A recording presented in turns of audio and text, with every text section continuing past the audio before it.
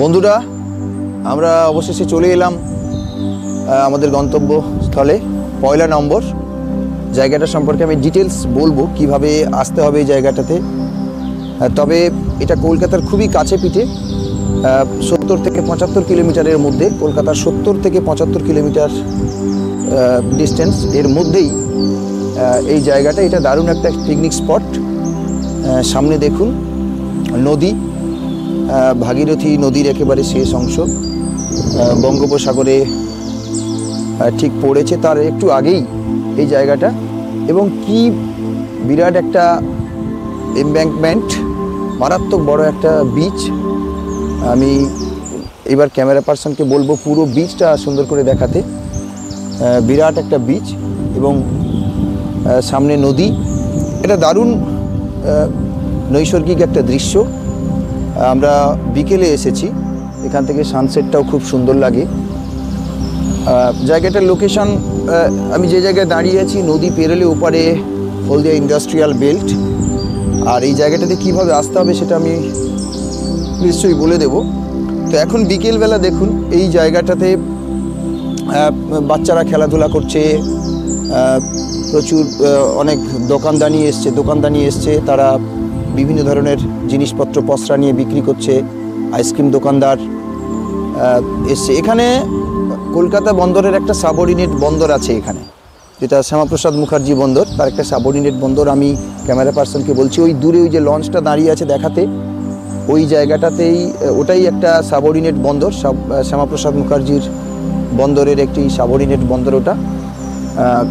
যে কার্গো শিপগুলো আসে সেই কার্গো শিপগুলো অনেক মাল এইখানে খালাসও করে, কিংবা অনেক সময় হয় কি এই বন্দর থেকে অনেক রকমভাবে তারা অ্যাসিস্ট্যান্স নিয়ে হলদিয়া বন্দর বা কলকাতা বন্দরের দিকে তারা অগ্রসর হয়।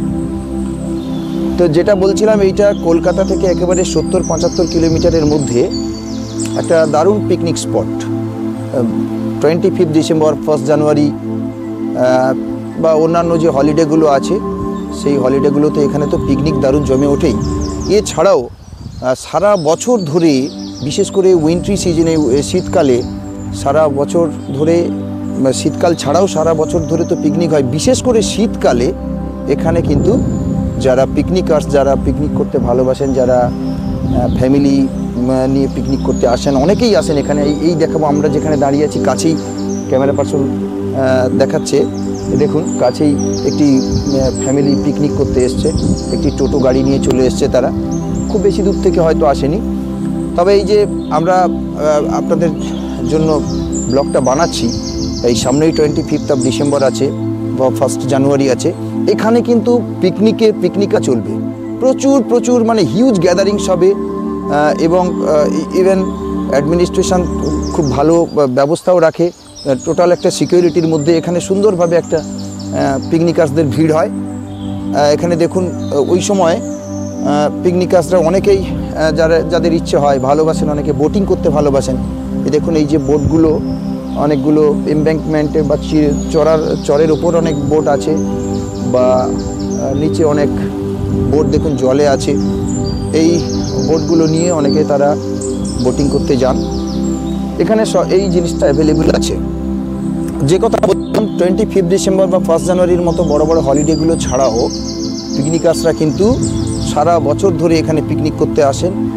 এখানে কলকাতা থেকে যেহেতু খুবই অল্প সময়ের মধ্যে একদিনে এসে ফিরে পিকনিক করে, খাওয়া দাওয়া করে, একটু মস্তি করে, একটু আনন্দ করে, এনজয় করে ফিরে যাওয়া সম্ভব, সেই জন্য এই জায়গাটা খুবই ভালো। তবে এটা ঘটনা যে অনেকের দৃষ্টির অন্তরালে, চোখের আড়ালে এই জায়গাটা আছে এখনও।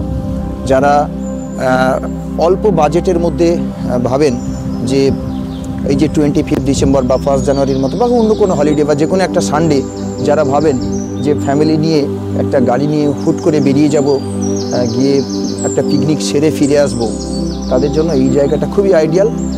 এবং এখানে আপনার সমস্ত ইউটেন্সিলস, হাঁড়ি, কড়াই, গ্যাস, ওভেন সবই ভাড়ায় পাওয়া যাবে। এখানে একাধিক জায়গা আছে। এই যে আমরা যে বিচটাতে দাঁড়িয়ে আছি, এই বিচ থেকে একটু ওপরের দিকে উঠলেই প্রচুর দোকানপাট আছে,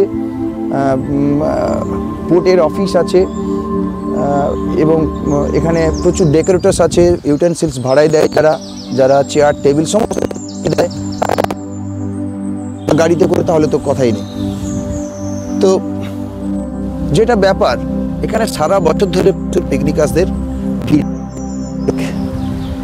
লাভিং পিপল যারা, তারা এখানে পিকনিক করতে আসেন। কলকাতা থেকে এটা দূরত্ব খুব বেশি হলে 70 বা 75 কিলোমিটার হবে। তো কিভাবে আসবেন এই জায়গাটাতে?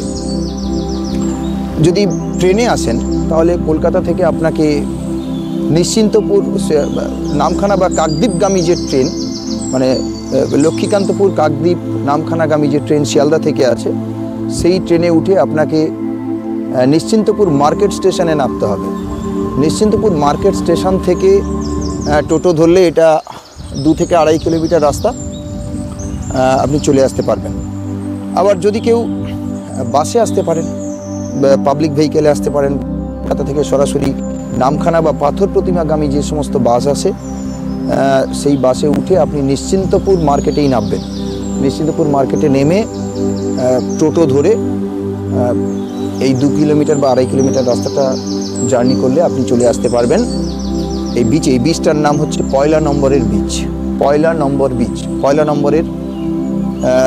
নম্বর নদী বাঁধ অনেকে বলেন, 1 নম্বর বিচ বলেন। তো লোকালি এটা খুব পরিচিত একটা জায়গা।